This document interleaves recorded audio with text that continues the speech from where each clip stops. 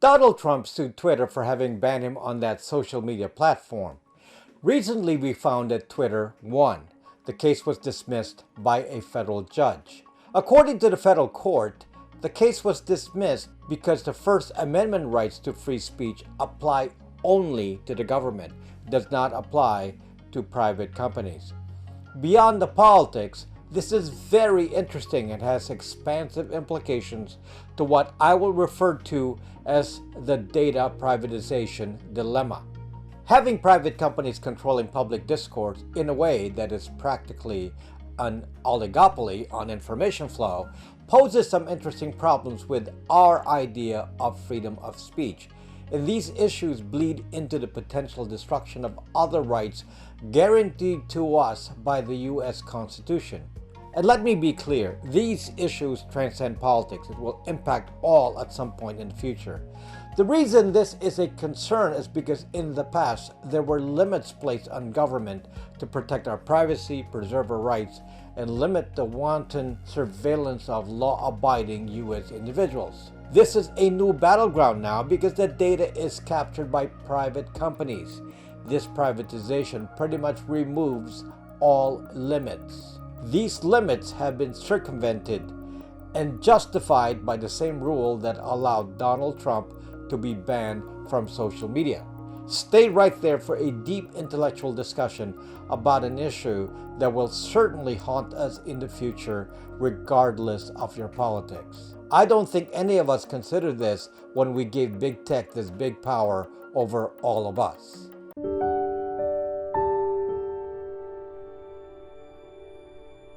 I'm on the platform Odyssey.com, and I'm now one of the top creators on there.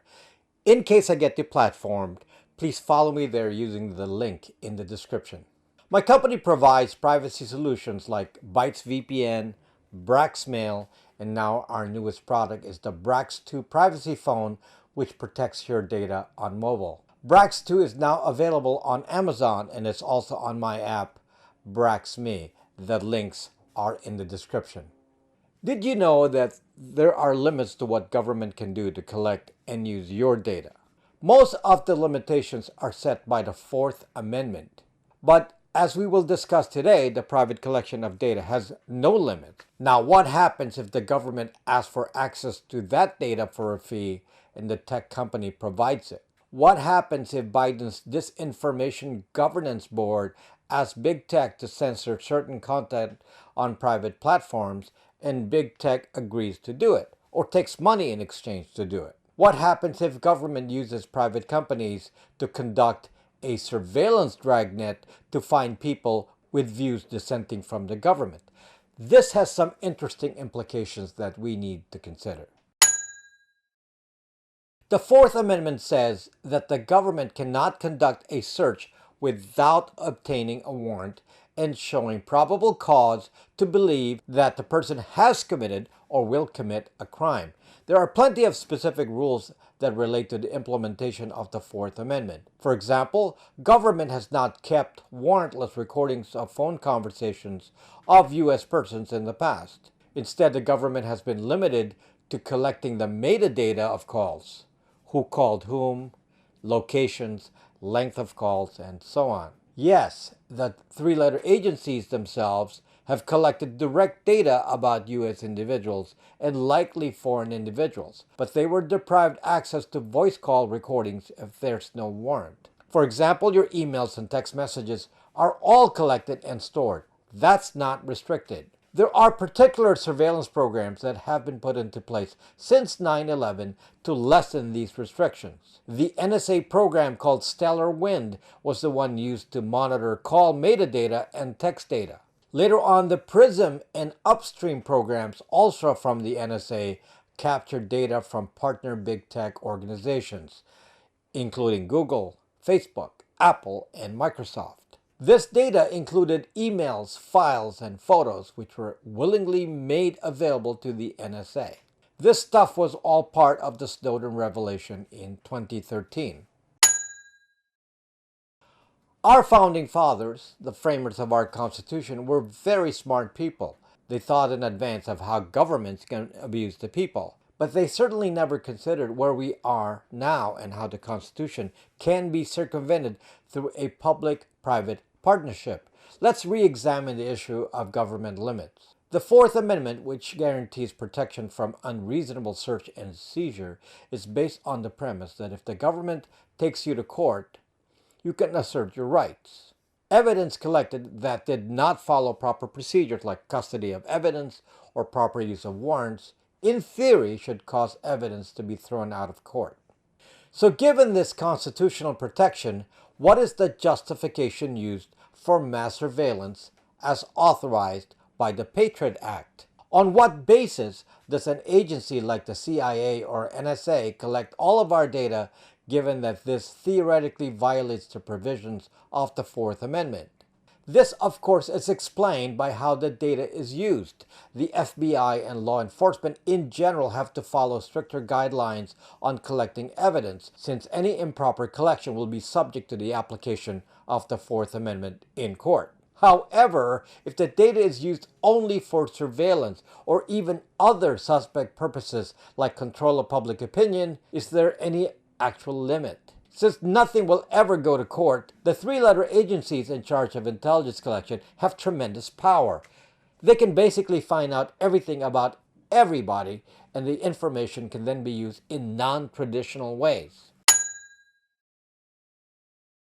In the new big tech model, the push towards private ownership of data has changed the equation even more. Government has a data collection partner, and that partner is big tech. It is big tech collecting all the data about everyone's locations, movements, thoughts, behaviors, and financial moves. It is big tech that can draw relationships between people and identify casual versus more intense contacts. It is big tech that can listen to your voice and record it, oftentimes willingly offered via Alexa Echo, Siri, Google Voice Assistant, and so on. Companies like Apple have placed extreme spy tools on products like the iPhone, and the average user trusts Apple. Yet Apple is a willing partner today and in the past to share that data for a fee with the government. In other words, today it is big tech that can conduct the mass surveillance. This gives government even greater power because while we can question the Patriot Act, repeal it in the future, and put limits on mass surveillance, we cannot limit private companies. And these private companies give access to the government. In addition to access to the extensive data collected, data that may even surpass what has been collected by three-letter agencies in the past, there is now the problem of an information gatekeeper. For the vast majority of the population, the source of information is centered around platforms provided by big tech, meaning Google Search, YouTube, apps from Apple and Google, and Facebook. As proven already in recent history, big tech can shut down a platform if it deems that the platform is showing content that big tech doesn't want. An example of this is Gab. The platform Gab was banned from the iOS App Store and Google Play, and then banned from cloud providers like Amazon AWS. Then this expanded to banning the platform financially by removing access to PayPal and MasterCard Visa. In other words, pretty much a combined effort to shut it up. What's interesting is that all these actions were done by private companies. So as I already said, there are no limits. They can do this. There is no violation of the law to ban a Gab. What's interesting about all this is that although one can say that freedom of speech was not eliminated, it certainly has been manipulated. Yes, Gab still exists today, but like many such platforms, they are limited to preaching to the choir. The average person does not see this content as they are only able to see by default what big tech allows them to see. Big tech has a lock on mobile devices. Gab is not accessible from any app. I've already stated this in another video on propaganda. The issue of controlling ideas is not necessarily about who can speak, but who can reach the voters that can change their mind. The independents, the middle of the road. Politics is controlled by the middle. Whoever can change the opinions of the middle can change the balance of power. And that is in effect what happened here with the privatization of data. Officially, freedom of speech has not been curtailed in any way. But unofficially, it really has, because reaching the middle now requires passing through the gatekeepers of big tech. Now, the Biden government has created the Disinformation Governance Board. At first glance, you can see that government attempting to squash dissenting opinion is an obvious violation of the First Amendment. The problem is that if the current government and big tech are in sync, then big tech can accept the government guidance, and officially, the censorship or squashing of dissenting ideas is done by proxy by private companies. So this time, the government will have no limits. One of the weapons that is typically used to control a party is blackmail. This was in fact discussed in the Snowden movie, where blackmail was used to turn a target into a spy. The threat, of course, is the public revelation of some information that would harm the target. There are many movies about this, of course. We have government officials that have been caught doing illegal things or doing acts that are embarrassing, and that might affect re-election, like extramarital affairs and so on. I can't imagine that this would be so rare in real life. The point is that given the amount of data collection today, someone may be in the know of these things. Someone may be playing this game. Evidence of improper behavior would be easily acquired by big tech because of the extensive surveillance capabilities of these devices. And one could then say that the data was not improperly acquired by government, since the data could be residing in the private databases of big tech. Thus, this kind of surveillance, a dragnet looking for potential blackmail targets, would not be covered by any law if done by a private company. Yet, in the spirit of the law, does this not in fact violate the Fourth Amendment? Again, the idea of the privatization of the data presents this dilemma. There are other potential uses of this data, which I discussed in my recent video called Propaganda, and which I linked earlier. One of the particularly interesting pieces of data collected by the NSA is the Voiceprint. This was something discussed by Snowden later on and not part of the initial revelation. Again, to reiterate, the government is not supposed to be recording actual phone conversations without a warrant. But one of the most useful capabilities touted by the three-letter agencies is their ability to recognize someone's voice over any communications medium. The history of the Voiceprint problem goes back to the 70s. Apparently back then, they captured the voice of an American who was spying for the Soviets. For years, they tried to find out who that spy was, and this desire evolved into this new sophisticated technology of the modern age. Without actually recording the call, the Voiceprint capability could identify every call participant anywhere that the government had access. This means they could find out if Osama bin Laden or Mohammed Omar of the Taliban used a cell phone, and I'm sure this allowed the use of drones to target terrorists back in the day. The question, though, is under what legal authority is a Voiceprint allowed of every U.S. citizen? And to capture a Voiceprint, one needs to first capture a voice, something that they've been banned from doing. And there's the legal dilemma that three-letter agencies had to consider, I'm sure. But I believe they found a way out. Have private companies do the data collection, since there are no legal restrictions for them to do so. Then this provides a new profit center for big tech, since their data could then be rented and done so quietly so the customers do not have any fear. Earlier, I talked about the limitation of the government in collecting voice data. This protection extends primarily to the voice calls on the public switch telephone network, or PSTN. Now, what's interesting is that while in the past, this nation has been fit to pass laws preventing government from recording phone conversations, today we are willingly allowing private companies like Amazon to collect voice data. In spite of what Amazon may tell you about how your voice data is protected, when you use Alexa Echo, go read the terms of service for Alexa and you will see the standard verbiage which exists in all the voice applications, unless required by law. The way Alexa Echo works, all your voice data is sent to Amazon servers in the cloud, and then the Amazon platform can then feed your voice data into the voice recognition machine to interpret what you said. It is not entirely clear what happens to the raw voice data. In the case of Amazon, they claim that you can delete the transcriptions. But what about the voice recording itself? And what about the provision unless required by law? It is stated in most of these platforms that voice is kept for some unlimited period of time. The big tech platform is free to decide how long they can keep it, since they put no restrictions on themselves. The point here is that an Amazon could then offer to share the voice recordings of what goes on in your house to an intelligence agency.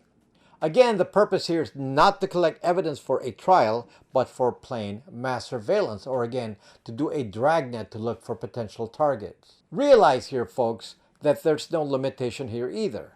What I describe here could be done, is likely being done, and the winners are the career individuals controlling the intelligence agencies and big tech, because of course, they do not provide this access for free. Private companies are collecting the data, and to make it even more legal, you agreed to the terms of service of Alexa Echo that they can record you. You agreed to this data collection. One of the most egregious violations of privacy lately has been the features added by Apple. Particularly disgusting is the feature called client-side scanning. This feature allows Apple to quietly define particular content as a target, and then the phone AI will automatically search for the existence of this content on every iPhone and report it to Apple HQ. When it is found, then Apple could then alert law enforcement. In its original announcement of this feature, the intent was to catch individuals who have certain illegal images on their phones. Now, this is interesting because in theory, under the protection of the Fourth Amendment, the government would not be allowed to check the contents of every phone just to search for illegal images without reasonable cause to expect that the person will have such images. And this would require a warrant. But if a private company chooses to become the police, there is no such Fourth Amendment protection. Apple could then act as the police with the exemption to the Fourth Amendment. The police then would have reasonable cause to expect that the party has illegal images because Apple would have told them so. Now, I'm not here to somehow promote protection of individuals committing a criminal act, but in the process of being overzealous in protecting us, supposedly, this privacy invasion can affect other people who did not commit any crimes. The Apple algorithm can be customized for any purpose. For example, it could just identify any user with nude photos on their phone, or someone dissenting from the government. It doesn't have to be illegal. Now, what purpose could this serve? Well, knowing who has nude photos in their phone could be a great way to again target certain people for blackmail or extortion, especially people with influence. This makes me wonder sometimes. I've seen it in movies like many of you, but in real life, is it possible that many of our elected officials are in fact targets of such blackmail and extortion and are then beholden to the control of powerful people in intelligence agencies? This is a precise application of information is power. Let's restate this issue of the public-private partnership again. I don't know if many of you know this, but a big chunk of the intelligence community is actually made up of personnel provided by private companies. In fact, Edward Snowden himself was an employee of Booz Allen. Bloomberg named Booz Allen the world's most profitable spy organization. According to an Information Week piece from 2002, Booz Allen had more than 1,000 former intelligence officers on its staff. According to its own website, the company employs more than 10,000 personnel who have top secret clearances. Now, this is interesting because it means that even the intelligence community is privatized. What exactly is the reason for doing this rather than hiring personnel directly into the CIA and NSA? Why a separate hands-off connection with private companies? Does having a private company handling the data insulate the government from laws that regulate the access of data to U.S. citizens? Is this the justification used when Obama said we don't spy on U.S. citizens because private contractors are the ones doing the spying? Obama, by the way, was quoted as being anti-mass surveillance before he came into office. But yet in the next 8 years of his tenure, he presided over a huge expansion of the mass surveillance that Bush had already expanded after 9/11. The liberal web platform Salon concluded that many of the politicians now publicly defending the surveillance state and slamming whistleblowers like Snowden have taken huge sums of money from these two firms. They were referring to the company Booz Allen and another similar firm. Aside from the direct employees provided by the consulting organizations to the U.S. intelligence community, the big tech companies are the largest contractors of the U.S. government. Amazon, Google, Apple, and Microsoft are huge suppliers of tech services to the U.S. government. And again, to reiterate, the participation of these companies in the surveillance programs of the U.S. government were not provided gratis. Big tech was paid to participate in Prism, Upstream, StellarWind, and so on. Like I said earlier on, providing surveillance data is a profit center. People assume that companies like Apple, who do not sell data in advertising, somehow are clean. Again, let's be clear. Companies like Apple do sell their data just to the government, and they don't have to state it anywhere outside of their catch-all clause unless required by law. Big tech has no limits. The vast majority of the people do not care that they provide massive amounts of data to big tech, and they do so willingly. They do not care because these are private companies. They did care in the past when the data was collected by government. Now we suddenly accept data collection from all parties, government and private, and the new logic is that I have nothing to hide, so it doesn't matter. But understand the premise of this piece. Data acquired by private companies like big tech have no limits. So how they can use this data is equally unregulated and subject to no limits.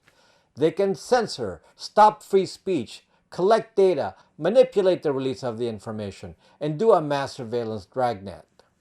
In other words, these companies can sidestep both the First Amendment and the Fourth Amendment, and there will be no consequence.